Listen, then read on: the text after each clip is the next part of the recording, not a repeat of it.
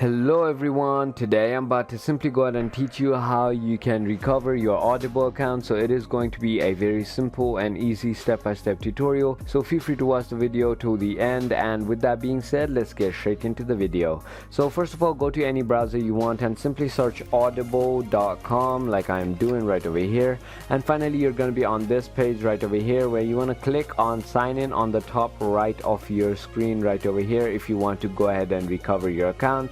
So once you have clicked on the sign in button, it will say sign in with your Amazon account, and in order for you to go ahead and recover your account, simply click on forgot your password right over here, and it will basically ask you for your email which is associated with your Amazon account. So click on continue after entering your email, and a one-time password will be sent into your Gmail account, as you can see I'm about to show you. And you want to go ahead and enter this one-time password over here and then click on continue, and it will basically allow you to go ahead and change your password. You'll have to go ahead and enter your new password and then confirm your new password, and your account will be recovered. So if you thought this video was informational, feel free to hit that subscribe button, hit that like button, and comment down below what video you want me to do next. And with that being said, thank you so much for watching.